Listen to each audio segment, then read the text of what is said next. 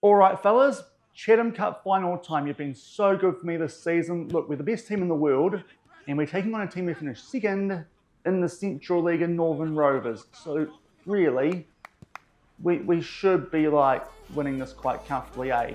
If we want to be the best team in the world, like we're supposed to be, okay? So just don't let me down, please. Party in the streets and the city's on fire.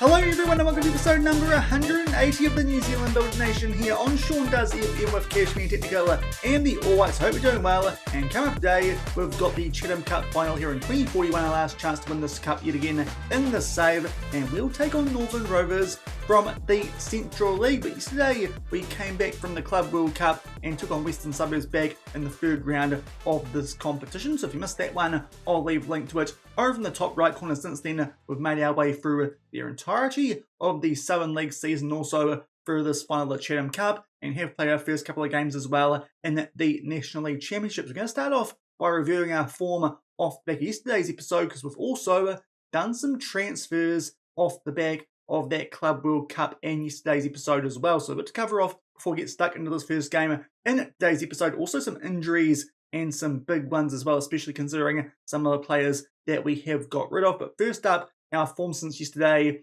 as you probably expect, it's been very good back there. That 3-0 win over Western Suburbs, got past Coastal Spirit 5-1 in the fourth round, then a couple of Southern League games, beat Dunedin 10-0 before a 5-2 winner over Nomads. To be fair, those guys, they scored more goals against us than some of those big European clubs did back at that Club World Cup. Then 4-0 over Motueka. They could have come back for a bus trip there. If you're ever in Motueka, go to the Smoking Barrel amazing donut shop. There's your bus trip for today's episode. Then we went to the Southern League again, took on Nomads, this time 9-1 at home, so a bit more comfortable there, backed up with a 7-1 winner over Christchurch United in the semi-final, and then wrapped up the Southern League with a 4-2 win over Nelson Suburbs and a 6-2 winner over Selwyn United. So before we have a look at what the table looks like in National League Championship, off back of that, as you can see, we have picked up 3 wins to start the competition, a little bit close against Takapuna, but the other 2 wins have been relatively comfortable over Auckland United and have Lock North. Let's go back and check out first off the Southern League. Obviously, we didn't lose a game being the Club World Cup champions. We topped that by 16 points. In the end, Christchurch United did just do enough to finish second above Selwyn United, 3 points further back to Green Island, a gap back to Nelson Suburbs, Nomads, and Mosgiel finished 1 point above the Dunedin City Royals, who will be down in the second tier next season, albeit we're not going to be too focused on that next season, because really, we're just going to do the Champions League, and that will be that for our time here at Cashmere Tech. Going up to the Central League, have Lock North held on to win this by 3 points over our final opponents today in Northern Rovers. Western Suburbs only just snuck through by 1 point over Napier City Rovers, Wellington Olympic. They dropped down quite badly late. You can see that form there. It went to absolute toilet. They end up finishing 5th and missed out on a National League Championship spot, and the team that got relegated really comfortably was Waterside Karori, as we expected, albeit in the end they did pick up a couple of wins, so a bit of change there happening in the Central League late on in the season. And going up to the Northern League, this was topped by Manurewa. They ran over the top there of Naroa Wahia late in the season. Auckland United obviously in there, as we've already played them, and the same is the case for Takapuna. Eastern Suburbs recovered really well, because when we checked in them on yesterday's episode, they were down in the relegation zone. They just missed out, as did Western Springs. Melville United, Auckland City in the end, actually quite comfortably away from the relegation zone, but still a little way away from being the National League Championships. That's actually a team who, if you take over the save when I finish it, could be quite interesting to try and rebuild. But the 2 teams who went down were Bay Olympic and East Coast Bay. So that's all the subdivisions that finish here in New Zealand in 2041, our last full season here of the save, at least in terms of the club side of things. And with 3 wins from 3 to start off the National League Championship, we are on top. But this Chatham Cup final is an early top of the table clash. Northern Rovers are in second, albeit that is because of goal differential. Manurewa and Auckland United are also on 6 points, a couple points further back to Western Suburbs. Takapuna have Lock North, Naroa Wahia United, and it looks like early stages, the Phoenix Reserves and Christchurch United, they might be the easy beats in the National League Championship this season. That's a bit of a recap of what's gone on off back of today's episode, gone forward a couple of months. And game off the back of this, going to play that World Cup qualifying final with the All Whites against Fiji hopefully can skip over that. Surely we'll beat them pretty comfortably, being over 100 places below us on the world rankings. But before we get stuck into this final against Northern Rovers, they've done some transfers both in and out off the back of yesterday's episode, and that was helped out by the fact that we got £1.3 million added to our transfer budget. We did slide some of that over into the wage and also some into the scouting budget. So it does mean now we are scouting the world, which is helping us pick up some good players here at Cashmere Tech. And the wage budget yet again has gone up. But these days, I feel that we can afford it off the back of that big windfall that we did get for picking up that Club World Cup these days. That budget is £58,000 a year, and apparently it will go up to £77,000 a year next season. We'll see. If we feel like going professional, to be fair, won't make too much difference for that one tournament that we are going to play in the save. But that did allow us to do a few transfers that otherwise we could not, and also new contracts for some players like David Cifuentes and Jonas Otto. So going over to our transfer history, and you can see what we have done. Let's sort this out by date. Probably easier to start off with the players who left us. Of course, Alfonso and Sarah actually departed during the course of that Club World Cup. Off the back of that, a bid came in for Prince Kamalo, which was over his value when he was here at Cashmere Tech. Unfortunately, going up to 4-star rep hasn't really changed the value of our players here at the clubs. Prince Kamalo, we sold him to Al Fatih. Those guys are over in Saudi Arabia. So to be fair, he's gone over to a non-playable league, but he's gone for a fee of £105,000 overall. You can see his value now up between the £5 to £7.5 million mark. So we're still getting a bit dudded there in terms of transfer values, but Prince Kamalo did a really good job for us in a couple of seasons here at Cashmere Tech. 51 appearances, 58 goals, and that doesn't include the work he would have done in continental competitions like the OFC Champions League, as well as that Club World Cup. So Prince Kamalo over there in Saudi Arabia, we'll see how he gets on. 4 games so far, no goals. Looks like that might be a bit of a step up from over there in Saudi. And also, we lost our backup right winger from the Club World Cup, albeit, of course, we weren't too worried about that because Alex Moore still here at the club. But with getting rid of Prince Kamalo, he's actually now transitioned into a backup striker. So maybe that wasn't the best idea to let go of Diego Mazzi, but he wanted a ridiculous wage. In the end, he's gone over to Belgrano, these days valued around the £1 to £2 million mark, but didn't do too much for us. Off the back of us signing him back in 2040, really was a backup player in case of emergency on that right-hand side, but a bit of a squad player that we let go of. But it has meant that we've improved in some other areas with the extra transfer budget that we have got. You can see there, we've signed 6 players, and most of them do live now in our first team. Scott Bowden comes in as a bit of a replacement for Rodrigo Serra, as a bit of a better backup left back than someone like Andy Roberts or PA, who is still here living in our B team. So Scott Bowden, he was formerly playing for Upwell as well as Newcastle in Europe. We've picked him up on a free 2.5-star current ability and 4-star potential. Decent backup option there in behind Sousa, our Brazilian left back, who these days is only a couple of years away from being an option for the All Whites. We also got in Tony Rapiro. To be fair, at this point, I didn't know if we'd be able to keep David Cifuentes, so I thought an extra goalkeeper might be a good idea in the end. Not sure if we needed him, but he's an upgrade on someone like Mariano Marquez, which is a bit harsh considering he pulled off a couple of saves to help us win that Club World Cup in a penalty shootout, but formerly of Real Madrid. He's a good pickup with 2.5-star current ability and 3.5-star potential also here on a non-contract as a squad player. Is the 22-year-old. Next up though, a first choice player, one of 2 that was signed off the back of yesterday's episode. That would be Jose Rivas, an improvement on Jorge Rivera, and also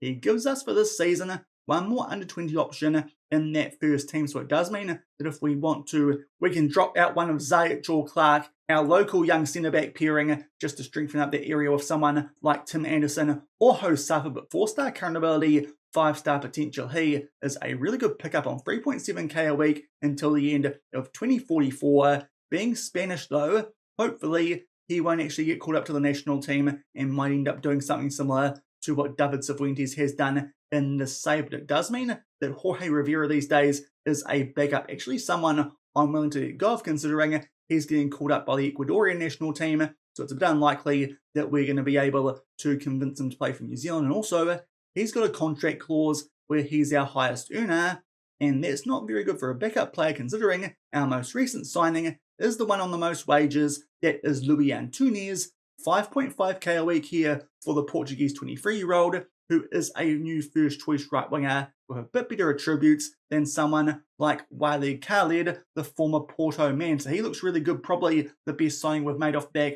of yesterday's episode, especially for that inside forward on support that we do use. A couple of weak areas, but even then he still looks a bit better than Wiley Khaled. So a couple of new additions here at Kashmir Tech, and also signed a couple of players who will be hovering in our under-20s. Thomas Leroux, he is a wing-back who can also go forward and play right wing if we need him to, on and on contract formerly of Saint Etienne, albeit played a lot of games there for their B team. And also Rablis Skaka, who is a German 20-year-old who I thought would be decent as a central attacking midfield option if we needed him. But to be fair, we've got better options in our current squad here at Kashmir Tech. We've signed quite a few players off the back of yesterday's episode. A couple of them make their way straight in to our best 11. Here's what it looks like these days, albeit a couple of injuries that we are dealing with going in to this Chatham Cup final. But Rivas goes in there at right back, and Antunes, he goes in there at right wing. But every other area pretty similar to what it was before. But going into this final, we do have some injuries that we are dealing with. Jonas Otto is nearly back from one, but not quite. He unfortunately got injured during that recent block that we have played in the 7 days away from recovering. We'll just check what from. It was a hamstring strain, so no Jonas Otto for this final. Of course, the best player at that Club World Cup. And also we're missing these days our first choice striker in Craig Johnston. We did sign him to a proper contract off back of that sale of Prince Camelo, but unfortunately he's injured. He is out with a damaged Achilles tendon for 4 to 5 months. He's going to be a bit touch and go for the start of the Champions League next season. So a couple of players who actually stood up for us quite well there at the Club World Cup currently unavailable. It does mean that Alex Moore is now our first choice striker currently, and Finn Brown is our backup left winger because Jamie Young's back and he looks a little bit better than someone like Brandon De Beer. So a couple of changes to our squad for this one. Also for under 20 reasons, we've got Rivas at right back, but Clark at centre back, Osafa. He starts alongside Clark with Peter Zajic on the bench, but on a heavy workload, so we'll try and keep him nice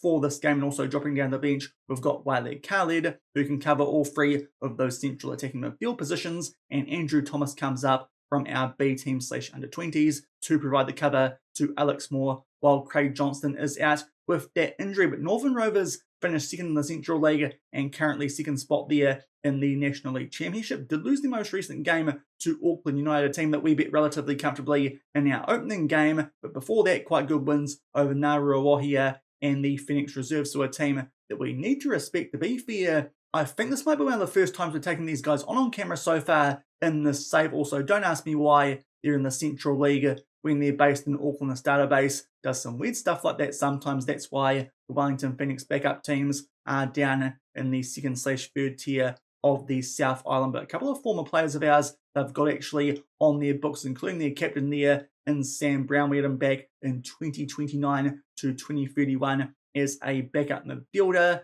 But the player who might be more important for them in this game is someone who these days is on the verge of a bit of an all-whites call-up. It's going to be between him or Shaun Hall for that upcoming window where we've got the World Cup qualifying. It's Thomas Bright, 4-star potential goalkeeper with 2.5-star current ability. Came for a youth intake there back in 2038. We'll see what he's made of here, the 19-year-old, in this upcoming game. But he is a very good under-20 option there for Northern Rovers and definitely is helping those guys out at the moment in this good season that they are having. But we can't do a bus trip today because fake stadium, and also this one is being played at my arena. But hopefully we can keep hold of the Chatham Cup the last time we'll get the chance to lift this trophy in the save by picking up a win at home over Northern Rovers. And here are the team sheets for this Chatham Cup final in 2041. We come into this one some really good form. As I said earlier, Hosafa and Clark at centre back, also Rabas coming in at right back. We've got Brown at left wing and also Alex Moore up front with those injuries and players on a heavy workload. Looks like the Northern Rovers going with the exact same formation, but hopefully we can keep hold of the Chatham Cup for one last time. And we go just past the half-hour mark for the first highlight of this game. We've been all over the opposition here, 7 shots to none, but so far only 1 on target. But here Young takes his shot, Bright tries to dive for it, gets a big block on that though to one of their defenders, and it falls to Jason Clark, who'll pick up a very rare goal with his feet. We've seen of late that he can score them with his head, but that's a bit unlucky. So far, Northern Rovers haven't done a lot, but they've actually been quite good in terms of their defence. But that, a bit unfortunate, Bright there went to save it. A big wall in his way though, and off the back of that, Jason Clark can pump that one into pretty much an open net. Off the back of that though, down the other end, Northern Rovers with their first chance at corner, comes off the woodwork there for a header. Off the back of that, they put one over the bar. He will just get Sousa to ease off tackles on a yellow card, but that's really their first attack of the game. But thankfully before that, did get our 1-0 lead, which we had deserved. Now a short free kick, which Young tries to put bottom right corner. Usually those are quite overpowered in this year's game, but that time not on target. Now Carr here with a free kick for Northern Rovers, so all of a sudden going a bit topsy-turvy. They miss a couple of good chances there thanks to the woodwork. 1-0 going into half-time, and Alex Moore has just picked up an orange injury, so he might be making a couple of subs here at half-time with that yellow card at left back and Moore on orange injury. Thankfully, Debenham, he can cover left back on our bench, so he'll come on for Sousa, and Andrew Thomas can come on for Moore. We'll just play things safe here, and he actually did some pretty good bench impact for us at the Club World Cup, did the young American, but so far going all right, but definitely could be doing better. 1-0 up at half-time in the Chatham Cup final.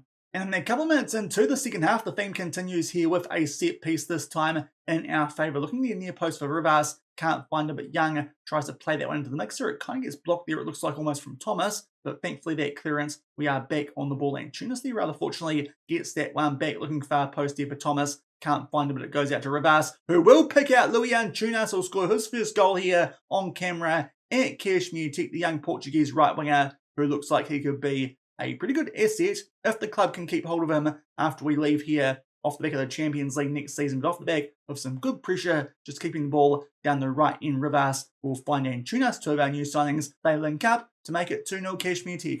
And only a few minutes off the back of that second goal, we continue to pull some pressure here on Northern Rovers, going far post from that set piece, but unfortunately, I think that was Thomas open net, because Bright came out for that one, didn't quite get there, but it just goes wide, so a good chance for us there to make it 2-0 so far. Bright, to be fair, not having the best day in between the sticks. Now down the other end, McCann there gets off a shot, but to be fair, that one was always going high, so never really a threat there for Cifuentes. Off the back of their goal kick here to Northern Rovers. We win that one, and Rivas starts to make his way forward down that right-hand side. He'll take on a shot, but that one also pretty safely goes over the crossbar. So 2-0 here, just going past the hour mark, but now might be a good time for us here to make our final sub, because Rivas is down to a red heart. We'll have to bring on here Peter Zajic though, because he is one of our under-20 players. That means that Debenham, he can go to right back, Jason Clark to left back, and that means we've got players in the right positions for this last 20 minutes. Still 2-0 in front. And just about to make our way here into the last 10 minutes of this final, there's a free kick here in our favour, looking there for Jason Clark at the far post, trying to get himself on a hat-trick late on, but unfortunately,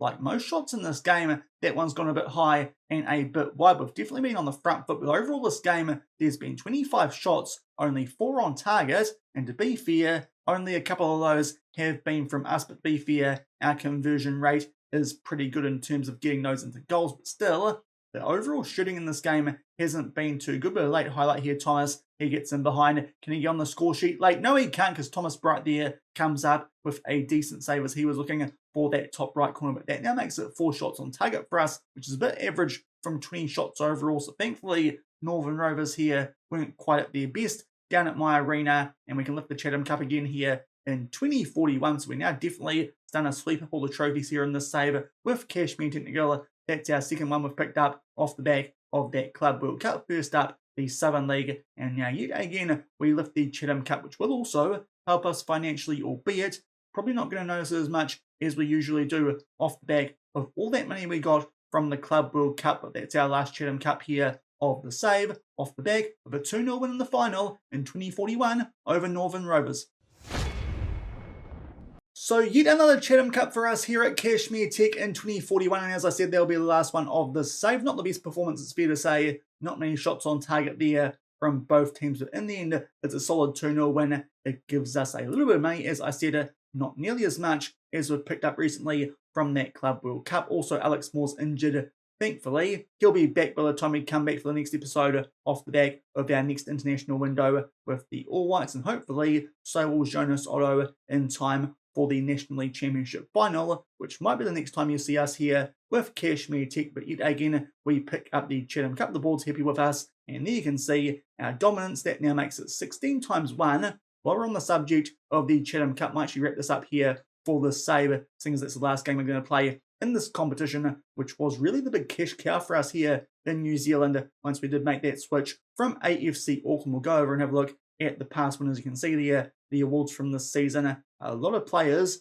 Jointner is the top goal scorer. To be fair, no one really stood out this season, but Walid Khalid amongst those who are tied for first. But we pick it up yet again. Going to the history, we joined here around about 2028, I think it was, off the back of that loss the previous season to Tauranga City. Since then, we've won every year, bar 2031-32, where Western Suburbs knocked us out in 8 early round, like we've done quite a few times to them in retaliation ever since then. But we've won this 13 of 14 seasons we've been here at Kashmir Tech, so that is a very good record, and hopefully that might continue once we do depart the club and some fall a little bit off the back of that FIFA World Cup with the All Whites next year. But that will do it for today's episode. Couple of transfers, and we lift the Chatham Cup one final time here at Kashmir Tech. If you enjoyed it, then do remember to go down below, leave a thumbs up on the video, and if you haven't done so already and are enjoying the series here on the channel, also make sure to hit that subscribe button and turn that notification bell on as well. Now,